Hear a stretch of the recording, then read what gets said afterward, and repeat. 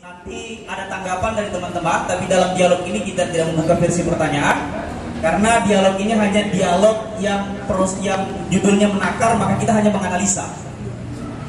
Yang selanjutnya itu ada abang saya, Abang Amir Sidik, sebagai Ketua Bapilu Partai Demokrat Kota Palu. Berikan aplaus kepada Abang Amir.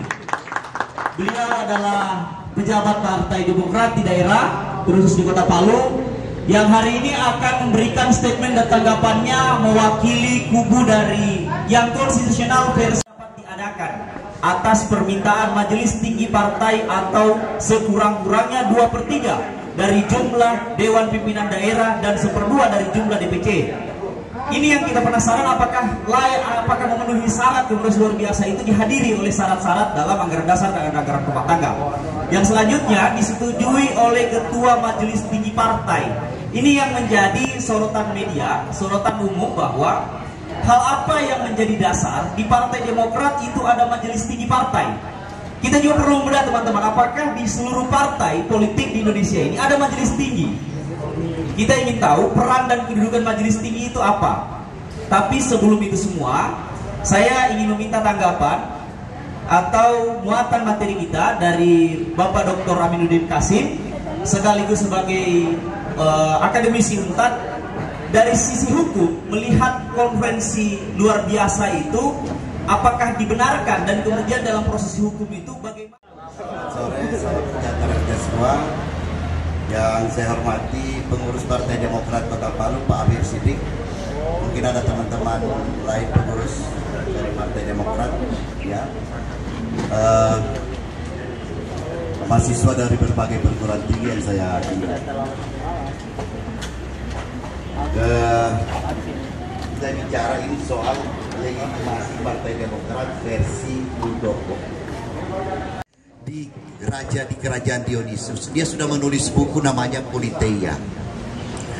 Tapi setelah dia bekerja pada kerajaan Dionysius itu, terguncang-guncang jiwanya, karena beliau adalah seorang dari filosofer, pemikir, dan penuh dengan pikiran-pikiran yang bijak. Itulah filosofer. Dia baru menyadari bahwa menata kelola negara tidak cukup hanya disandarkan pada etika. Maka dia setelah keluar, lahirlah buku yang namanya Nomos, aturan, the rules. Uraian ini, cerita singkat di literatur ini, saya bisa memberi dua catatan. Pertama, menata kelola negara tidak cukup hanya disandarkan pada etika, dan juga tidak cukup disandarkan pada hukum. Karena Politeia duluan muncul yang bersandar pada etika. Buku Nomoi baru keluar setelah dia keluar.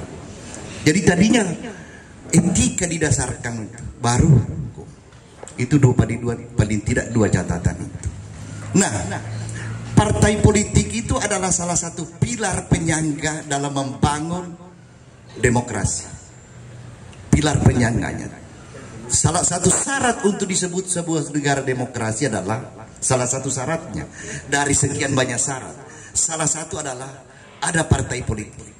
Karena jaminannya adalah konstitusi. Setiap orang berhak untuk berkumpul, mengeluarkan pikiran dan pendapat. Jadi dasar konstitusionalnya di Undang-Undang Dasar 45. Pembangunan politik ini, kita membangun demokrasi secara santai. Makanya menurut saya, kita membangun demokrasi ini adalah defisit etika. Bahkan ini, kacau. Kalau begini, kalau semua dengan cara ini, maka Anda bisa bayangkan. Jadi tidak bisa misalnya pemerintah tidak ada implikasinya. Itu kalau misalnya mau mengganti pengurus majelis taklim di masjid misalnya. Pengaruh tidak berefek untuk seluruh partai. Tapi sebelum nanti itu di tanggapan terakhir, kita ingin mendengar bagaimana hari ini Demokrat di daerah di Sulteng itu melihat posisi kedudukan konstitusionalitasnya. Jadi gitu Bang, kita mau dengar, nanti setelah itu kita tanya jawab sambil di abang menjelaskan, saya masukkan pertanyaan gitu Bang. Nah, selanjutnya saya serahkan ke Bang Amir Sidik. harusnya tema itu ada orangnya di sini dan kita bisa saling memberikan pencerahan berkaitan dengan status legalitas itu. Hari ini saya justru tertarik dengan kehadiran kawan-kawan. Kenapa? Karena tidak penting lagi pengetahuan itu ternyata. Tidak penting lagi itu kebenaran. Yang saya mau kaji itu adalah ada nggak kepekaan intuisi dari kawan-kawan melihat dinamika ini? Ya, benar. Kalian belajar hukum. Nah, apa yang akan kalian sampaikan ke depan nanti ketika bicara produk hukum sudah diinjak-injak, sementara teorinya kalian tahu. Ini tanggung jawab teman-teman. Ya. Hari ini saya agak sedikit emosional. Kenapa? Karena harus dijelaskan sebenarnya. Ya, kan lucu itu ketika misalnya negara dalam kapasitasnya memberikan sebuah proses legitimasi kepada Menteri Hukum dan HAM itu atas nama negara, dicatat dalam lembar negara, ya, bahwa telah disahkan komposisi pengurus hasil Kongres 5 dengan Ketua Umum AHY beserta anggaran dasarnya di paket tanggal 19.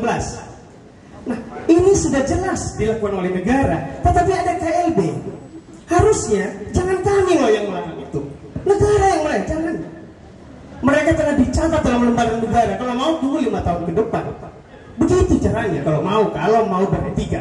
Tetapi sekali lagi saya tidak tertarik untuk membicarakan itu. Saya lebih tertarik menggali militansi dari teman-teman semua. Dia dipecat tanggal 4, Kongres itu tanggal 5 loh. Ingat. Kemudian Sragen, Ngawi itu dipecat semua tanggal 4. Ya, yang lain itu dipecat bukan karena pada saat tanggal 4, tapi karena masalah lain. Jadi jauh sebelumnya. Jadi kalau bicara azas legalnya itu tidak ada. Tuh. Kemudian kedua, menyangkut dengan kawan-kawan yang mengikuti proses KLB, wajib hukumnya untuk dilakukan pemecatan. Karena racun-racun seperti itu tidak perlu ada di partai. Ya, jelas. Ketegasan partai kami jelas. Jadi tidak ada dasar. Kemudian untuk dari Sulawesi Tengah, Saudara Zulfakar itu dipecat tanggal 4, ada buktinya. Ya, ada. Apalagi kalau misalnya mau dikatakan legal, mereka bukan pemilik suara sah. Mereka bukan ketua, bukan sekretaris. Saya kira itu barangkali. Sebelum saya ke akademisi, tanggapan terkait konstitusionalitas anggaran dasar, saya ingin menggali sedikit Bang kalau boleh. Pada saat selesai Kongres, tanggal berapa pembaharuan anggaran dasar anggaran rumah tangga itu didaftarkan kembali ke Kementerian Hukum dan HAM? Itu Bang. Jadi gini, untuk yang 2005 dengan 2020 itu perbedaannya cuma satu. Ya, kalau di 2005 tetap dia diusulkan oleh Majelis Tinggi, 2/3 dari DPD, 1/2 dari DPC. Di 2020 ada ketambahan, disetujui oleh Majelis Tinggi. Nah, itu yang menjadi problem. Dan itu dimasukkan sebelum bulan Mei, jadi sudah masuk itu perubahan dan sudah disahkan tanggal 19 Mei. Jadi kalau misalnya idiom pikir mereka bahwa itu tidak benar, apa dasarnya? Ini yang juga saya mau tanya, dari mana mereka mampu mengatakan bahwa melakukan proses demosioner terhadap AHY, sementara mereka bukan orang yang menjadi pengurus? Kan lucu, mendemosioner tapi Anda orang dipecat. Apakah negara mau melegalkan itu? Kalau negara melegalkan, berhenti saya menjadi warga. Bangun sebuah organisasi itu tidak mesti harus sama. Ingat itu, masing-masing punya aturan main.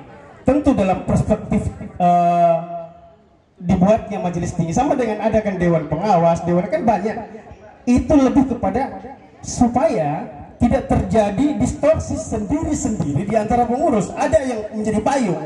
Nah, tetapi kalau itu tidak dianggap sebagai sesuatu yang bisa memberikan pencerahan, tidak dianggap sebagai sesuatu yang bisa memberikan sebuah anazir berkaitan dengan membina atau apa, ya memang susah. Karena kenapa? Subjektif sudah mereka menilai itu, karena dianggap bahwa ini adalah sebuah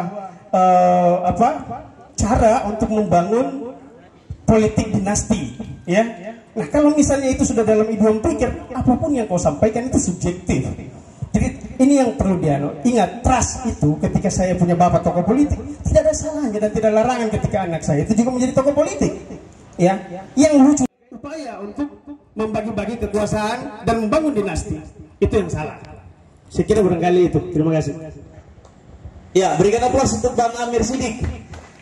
Saya mau lanjut ke Pak Dokter nih, Pak.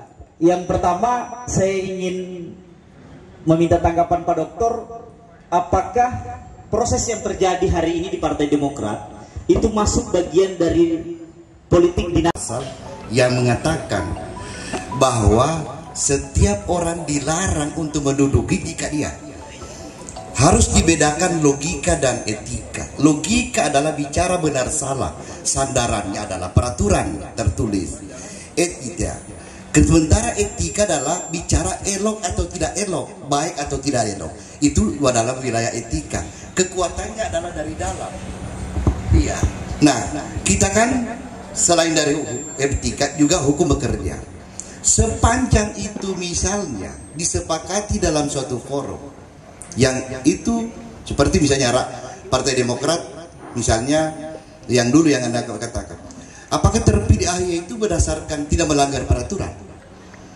Kalau tidak melanggar peraturan hukum, ya soal etika tadi anaknya Pak SBY tidak masalah. Tapi kalau soal ini kita mau panjang lebar, kita baru dipertontonkan ada wali kota Solo saya untuk menduduki jabatan publik hanya karena saya punya orang tua. Misalnya jadi argumentasi HAMnya sangat kuat, tidak bisa terkubur dalam impian saya untuk menduduki jabatan publik.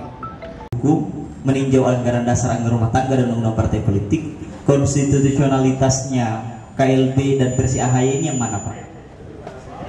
Anggaran dasar dan rumah tangga. Di sini kan dibilang perubahan pengesahan anggaran dasar itu harus dilaporkan ke Kementerian Hukum dan HAM. Ternyata saya dapat informasi tadi,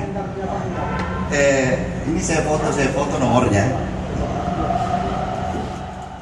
Jadi hasil Kongres 2020 sudah dicatatkan dalam lembaran negara. Kan itu pendaftaran di Kementerian Hukum dan HAM itu di lembaran negara kan itu sekedar ditahu. Jadi karena dia di lembaran negara sama seperti undang-undang di lembaran negara kan. Iya. Itu padahal pendaftaran partai politik ini sama dengan undang-undang kan ya. Nah itu dicatat dengan nomornya nomor 64 MHA.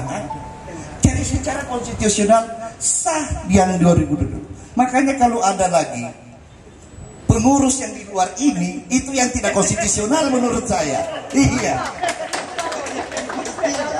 Iya, kalau toh misalnya dipersoalkan sampai ke pengadilan, menurut saya tidak ya kalau di Kementerian